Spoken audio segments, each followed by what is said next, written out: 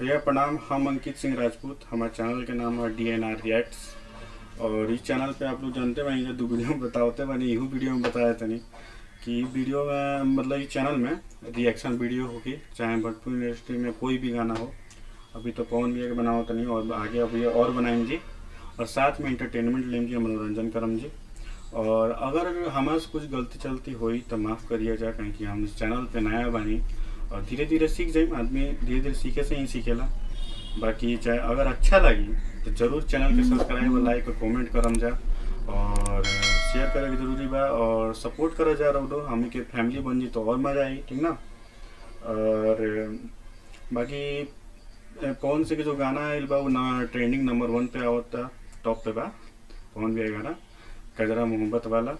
और कजरा विवाद अब थोड़ा विवाद हो जाए बोलम तो सबके गाना अभी नीचे ही बा। फिलहाल हली सिंह के भी गाना बा इनकरे नीचे, सबसे नंबर 1 पे पवन भी चलता नदी। गाना के नाम है कजरा मोहब्बत वाला और इनमें पवन सिंह और क्या बोल रहा शिल्पी राज के गाना है। शिल्पी राज को तो जानते बड़ा जा, शिल्पी राज के अधिकतर गाना में जितना भी गाना है अधिकतर गाना उनका ही रहेला भोजपुरी इंडस्ट्री में। बाकी लिरिक्स में आशुतोष तिवारी बड़न और म्यूजिक में प्रियांशु सिंह। हमारे नहीं लड़का है, वो भी बहुत मेहनत करला पवन भैया के साथ, हमनी के तो कुछ नहीं गिरा। चलो तो हमनी के गाना सुने के और साथ में एंजॉय करे के, ठीक ना। पाधानीसा ऐप के साथ AI powered personal music teacher from Saregama. Saregama कारवा। पवन भैया के जुल्लू बा ये सब गाना से हमारा लगा था हट के बा, बहुत अच्छा लगा था हम भैया। गामा कारवा।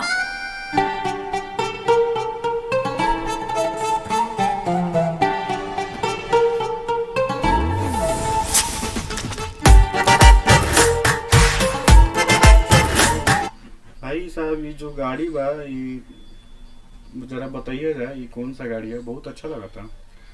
खिलौना में खिलत रही छोटा छोटा गाड़ी चरखूट टाइप के, बहुत अच्छा लगेला, आगे से चपकल रहेला। तो खिलौना बोलत नहीं मिलत कि बहुत महंगा भाई, बिक जाए ना गाड़ी, बहुत अच्छा लगा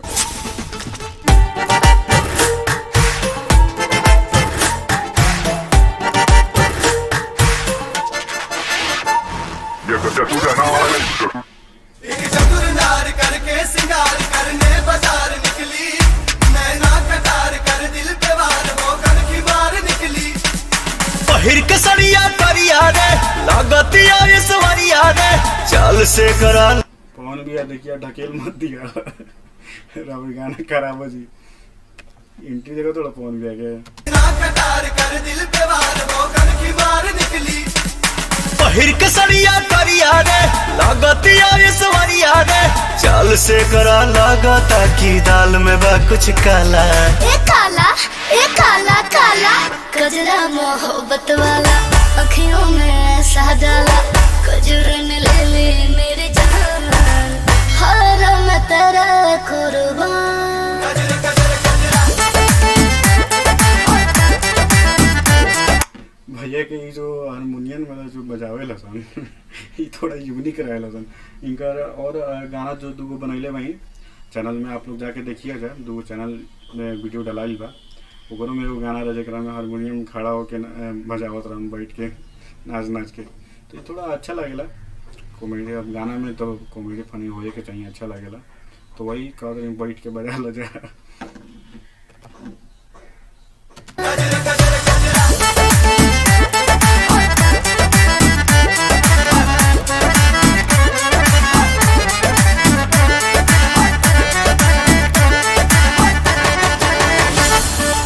भैया ना थोड़ा बचपन जैसा करे लगेला ना, बच्चा ना करला सन, तो ये थोड़ा अच्छा ही लगेला एक तरह से देखा जाए तो, बहुत अच्छा लगेला। इनका पे शूट भी करेला, देखिए कैसे करिए।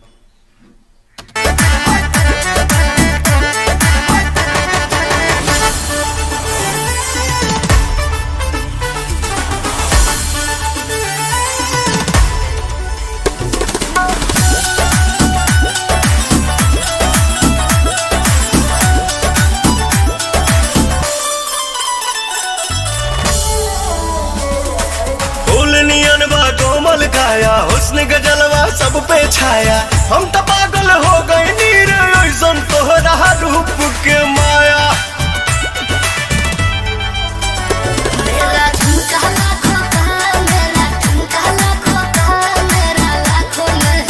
के ठुमका देख ले वजह कि ना देख ले तो जरूर हो वजह बहुत मस्त ठुमका लगावेलन और उनकर ऐसा ठुमका कोई ना लगावेला।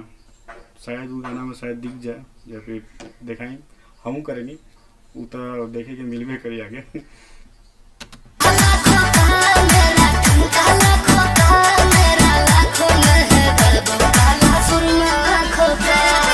लचके जब कमरिया रे हटे न नजरिया रे आग लगावे तन में हमर मन भइल मतवाला मतवाला मतवाला वाला कजरा मोहब्बत वाला अखियों फिर से सुनल जाए थोड़ा अच्छा लगा रहा है।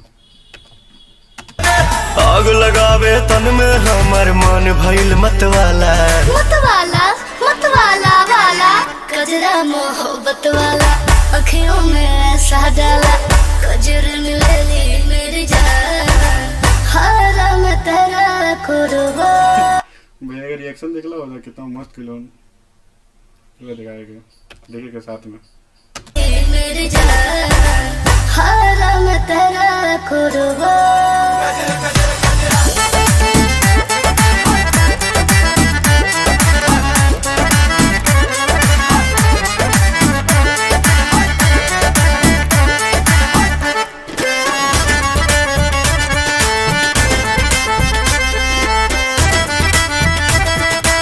मतलब का दिखावल चाहता था गाना तो बजते बाप रेडियो में दिखावा तो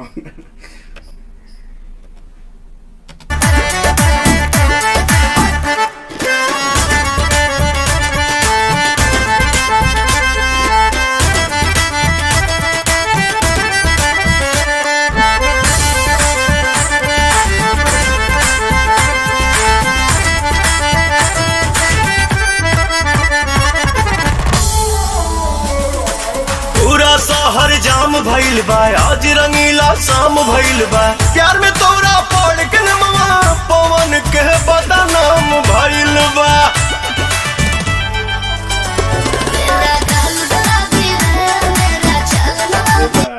ई डांस बहुत अच्छा लगल देखिए जा एकदम ना होला कि गाना में एकदम झूम गई दिल से एकदम।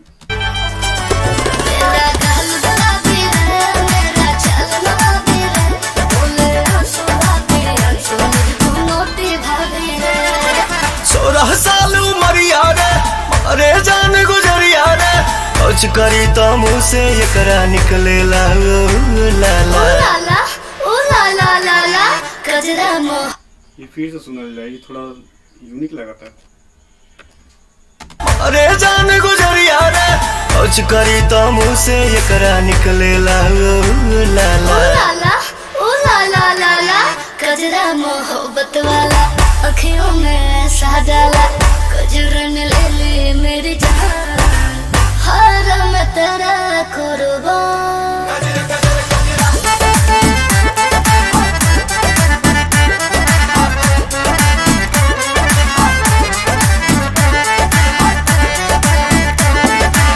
यही कमर के बात करत रही हम रउआ से ये जो कमर भैया लचकावत हवन ये हमो इसने लचकावे नहीं शायद हमारा ऐसा लागेला रउरो सबके दिखाई मांगे वीडियो में कभी भी यही पवन भैया के जो कमर लचकाए वाला जो कला बना भोजपुरी इंडस्ट्री में जो ई कमर लचका दियन वो कोई ना लचका सकेला भाई ये तू लोग भी जानत हो बजा एक बार देखे के साथ में।